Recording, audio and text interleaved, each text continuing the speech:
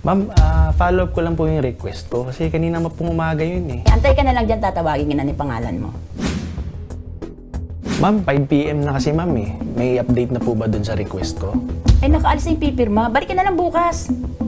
Eh ma'am, ang layo pa po ng pinanggalingan ko. Eh, kami nakakaalam ng sistema dito.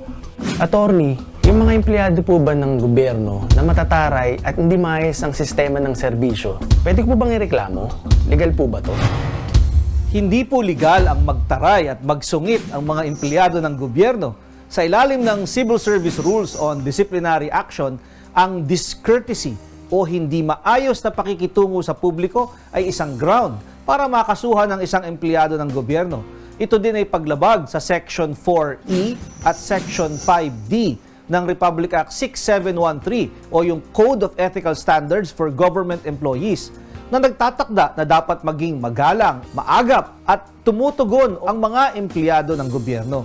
Sa ilalim ng Section 9F ng Republic Act 11032 o yung Ease of Doing Business Act, kailangang tulungan ang mga taong lumalapit sa mga opisina ng gobyerno. Kung sila ay nasa loob na ng opisina ng gobyerno at inabutan ng alas 5 ng hapon, kailangan pa rin tapusin ang kanilang inilapit na problema kahit tapos na ang office hours, kahit lunch break. Kailangan tulungan ng mga lumalapit.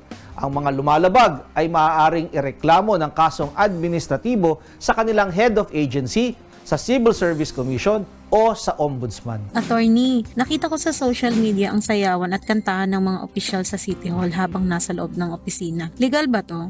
Hindi po yan legal. Hindi maaaring gamitin ang opisina ng gobyerno para sa kantahan o sayawan, lalo na kung oras ng trabaho. Ito ay maaaring maging ground para sa kasong administratibo. Ito ay misconduct o conduct prejudicial to the service.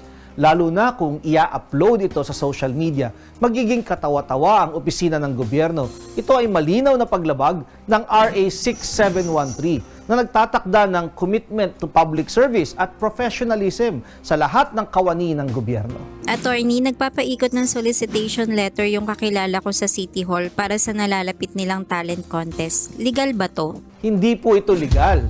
Mahigpit na ipinagbabawal ng Section 7D ang pagsulisit ng pondo o anumang bagay na mga kawani ng gobyerno. Ito rin ay matatagpuan sa RA 6713. Ipinagbabawal din ng PD o Presidential Decree number 46 ang pagtanggap ng anumang uri ng regalo o gift ng sinumang kawani ng gobyerno kahit pa kusang loob itong ibinigay at hindi hiningi.